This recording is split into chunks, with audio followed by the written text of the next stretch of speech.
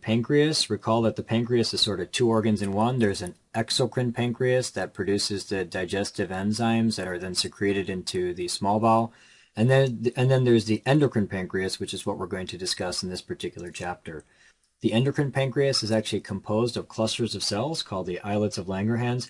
Each islet contains multiple cell types, and these cell types then produce one particular type of hormone. For example, insulin is secreted by the beta cells. Examiners like you to know that the beta cells lie in the center of the islets. That's an important thing that shows up on exams. Recall that insulin is the major anabolic hormone of the body. It upregulates GLUT4 receptors on skeletal muscle and adipose tissue. This then allows for glucose to enter into those tissues, which then lowers the serum glucose. When glucose enters into those tissues, it leads to increased glycogen synthesis, increased protein synthesis, and increased synthesis of fat, or lipogenesis. Recall that insulin is opposed by glucagon, which is secreted by the alpha cells of the islets, and the glucagon increases blood sugar via breakdown of glycogen, or glycogenolysis, and via breakdown of fat, or lipolysis. Here's a picture of an islet, and I put this picture here to remind you that the beta cells sit in the center of the islet. First disorder is type 1 diabetes mellitus. This is when you have an insulin deficiency, which then leads to a metabolic disorder characterized by hyperglycemia. So again, key problem is that you lose the ability to produce insulin. This occurs because you have an autoimmune destruction of the beta cells by T lymphocytes. It's a type 4 hypersensitivity. The characteristic finding will be inflammation of the islets. Board examiners like you to know that. You will see inflammation of the islets. It's associated with HLA-DR3 and HLA-DR4, and patients can have autoantibodies against insulin in their blood. These are often present and may be seen years before the actual clinical disease develops.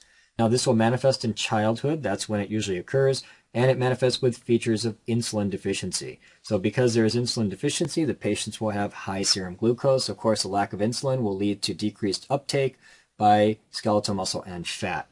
In addition, the patients will have weight loss and low muscle mass, and again, that's because they have unopposed glucagon, and the glucagon will result in gluconeogenesis, which requires amino acids, and so you'll break down muscle, glycogenolysis, where you'll break down glycogen, and lipolysis, where you will break down fat. They can also have polyphagia, which means that they eat a lot. In addition, the patients will have polyuria with glucose in the urine, and will also be drinking a lot. Now, the idea here is that you'll have a high glucose in the blood, and that will result in a high filtration by the kidney. The hyperglycemia will exceed the renal ability to resorb sugar, and you'll start losing sugar in the urine. That's an osmotically active substance, which will also draw water with it. And so, again, you'll have polyuria with glucose in the urine, and polydipsia, where the patients will be drinking a lot. And the treatment is lifelong insulin. One of the feared complications and one of the mechanisms by which type 1 diabetes can present is diabetic ketoacidosis. This is characterized by excessive keto acids within the serum, hence the term diabetic ketoacidosis. It often arises with stress, for example, infection. And the idea here is that when you have stress, you get release of epinephrine, and epinephrine increases glucagon. Now, glucagon, of course, will increase lipolysis, and when you increase lipolysis, that's going to result in increased free fatty acids. Those free fatty acids will go to the liver and be converted to ketone bodies. And the ketone bodies, for example, are beta-hydroxybutyric acid and acetoacetic acid. Of course, these acids will then be the hallmark of diabetic ketoacidosis. Clinically, the patients will have a very high sugar, and that's because the glucagon is also inducing gluconeogenesis and glycogenolysis, and so the sugar will be very high. They'll have an anion gap metabolic acidosis, and that is because they've got keto acids floating around in the blood. They'll have hyperkalemia, and this can happen for a few different reasons. Number one, insulin is useful for driving potassium into cells, and so if they don't have insulin, the potassium will be outside of the cell, giving them a hyperkalemia. And number two, when they get an acidosis, one of the buffering mechanisms is to put hydrogen into the cell and bring potassium out. And so they'll have a high potassium within their serum. Now, it's important to note that much of this potassium will actually be lost in the urine. And so over time, although the potassium is high in the blood, they're actually depleting the body of potassium. And so overall, the potassium is low in the body because it's being lost in the urine. In addition, the patients will have cough-small respirations, and that's because they're trying to blow off this acidosis. They'll have dehydration because the hyperglycemia is leading to a massive diuresis. And they can have a fruity-smelling breath due to the presence of acetone within their serum. The treatment involves giving fluids. The patients are often dehydrated because of the diuretic effect of having so much sugar in the urine. In addition, insulin is given to counter the effects of glucagon and to replace insulin. In addition, you'll have to replace electrolytes, in particular potassium. Recall that although the patients are hyperkalemic, they've lost a lot of potassium in the urine. When you give insulin, that's going to force potassium into the cells. And also, when you reverse the acidosis, potassium will also go back into the cells. And so these patients can quickly become hypokalemic. And so you need to replace potassium while all of this is going on. Now, in type 2 diabetes, you have end organ resistance to insulin that leads to hyperglycemia. This is the most common type of diabetes. Its incidence is rising. The classic patient is a middle-aged obese adult. Obesity leads to a decreased number of insulin receptors on the skeletal muscle and the adipose tissue. That's very high yield for board examinations. They like you to know the mechanism of insulin resistance, and it is due to a decreased number of insulin receptors. There's a very strong genetic predisposition for type 2 diabetes. In fact, the genetic predisposition for type 2 diabetes is stronger than it is for type 1 diabetes, and that's also a high-yield board association. In these particular patients, early on, the insulin levels are increased, and that's because there's an insulin resistance, and so the pancreas and so the islets will produce excess insulin. However, later there'll be insulin deficiency as you get beta cell exhaustion. One of the interesting high-yield points that you'll see on histology is that the islets will become full of amyloid. And so you can clearly see that there's all this amyloid within this islet here, and that's very high yield for the purposes of exams. Now, clinically, these patients will have polyuria and polydipsia. At the same time, they'll have hyperglycemia, but often it's clinically silent, and in fact, many patients with type 2 diabetes don't even know that they have the disease.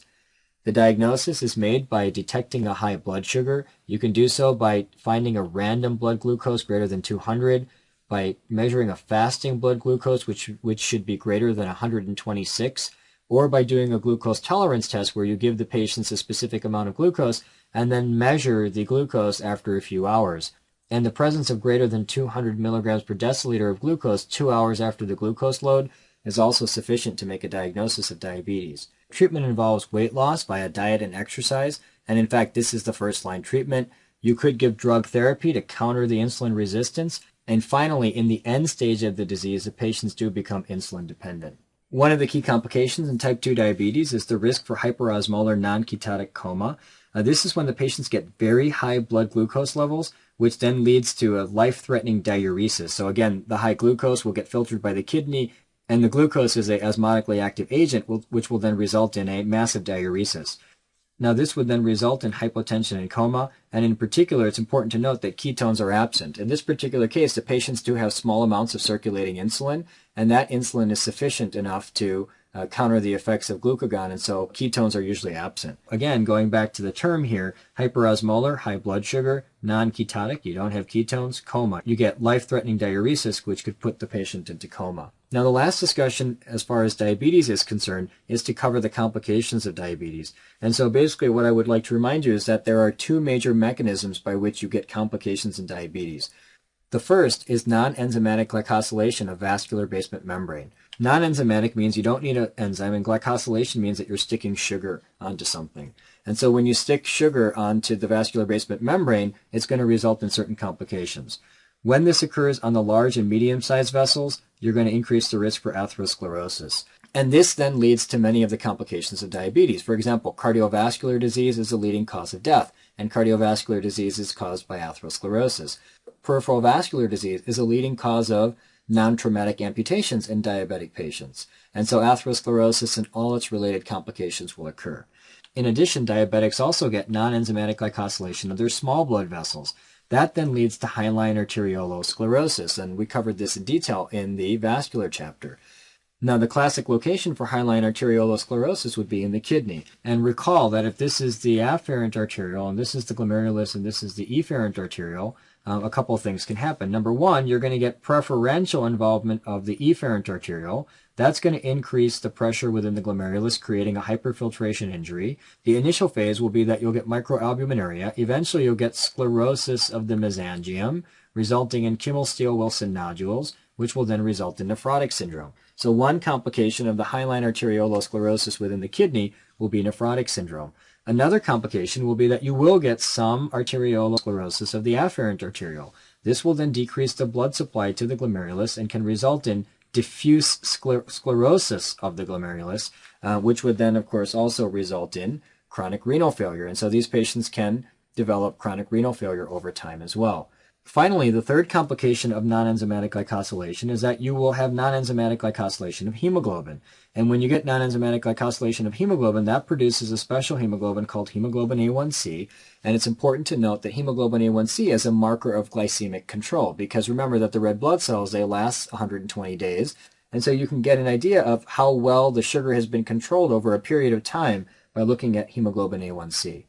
Here's a picture of hyaline arteriolosclerosis. Remember that hyaline arteriolosclerosis refers to the fact that you get pink material within the walls of small blood vessels, hence the term arteriole, and this then decreases the luminal caliber, resulting in the complications that we've already described. Here's a picture of a kidney with glomerulosclerosis. The idea here is that you've got a shrunken kidney that appears scarred on its surface, and the reason it appears scarred on its surface is because you've got all that sclerosis going on in the glomeruli that I've already described. Again, this would then lead to chronic renal failure that is classically seen in diabetics. The second complication of having a high sugar is that you'll get osmotic damage in certain cells. Now, it's important to note that there are some cells in the body that will take up sugar without the need for insulin. For example, the Schwann cells have the ability to take up sugar without insulin. And so if you've got a high blood sugar, you're going to get high sugar within the Schwann cells. When you have high glucose within the Schwann cells, aldose reductase will convert the glucose to sorbitol, and sorbitol will lead to osmotic damage. This is very high yield. Now, when you cause osmotic damage of the Schwann cells, recall that the Schwann cells, they myelinate the peripheral nervous system. And so that's going to result in the neuropathy that's seen in diabetics. In addition, the pericytes of the retinal blood vessels can take up sugar without insulin. And so let's remind ourselves that if this is the small blood vessel within the retina, and you've got the endothelial cells here, we're just talking about the capillaries, again, endothelial cells sitting on basement membrane. Remember that underneath the endothelial cells, in the microvasculature, in the capillaries, for example, in the venules, you've got these small cells called pericytes. And so here's an example of the pericytes here. What happens with a high sugar is that sugar goes into these pericytes. Aldose reductase converts the sugar to sorbitol. That then causes osmotic damage, and the pericytes die. When the pericytes die, you will then weaken this blood vessel wall, which will then result in an aneurysm. And so you can get aneurysms within the retina. These aneurysms can rupture, and then you get hemorrhage, and that then causes blindness. And recall that diabetes is an important cause of blindness. And finally, the lens can take up glucose even without insulin. And so the high glucose will go into the lens, will be converted to sorbitol by aldose reductase, again, high yield, and that will then result in cataracts. And so that's also a complication seen in diabetics. Moving on to pancreatic endocrine tumors. These are tumors of the islet cells. They're often a component of MEN1. MEN, again, is multiple endocrine neoplasia, where you get neoplasia of multiple endocrine organs. In MEN1, the classic finding would be parathyroid hyperplasia, pituitary adenoma, and then a pancreatic endocrine tumor. Insulinoma is when you have a tumor that produces insulin. You get episodic hypoglycemia with mental status changes that are relieved by glucose. So the glucose would be down because of the insulinoma, the insulin would be up, and very important, very high yield, the C-peptide would also be up. Recall that when the body produces insulin, it also produces an additional protein with it called C-peptide. And so if you have a high insulin with a high C-peptide, it indicates that you're making the insulin within the human body, and hence you probably have an insulinoma. However, if the patient has a high insulin with no C-peptide, it means that they perhaps may be injecting themselves with insulin, for example, to seek the attention of medical professionals.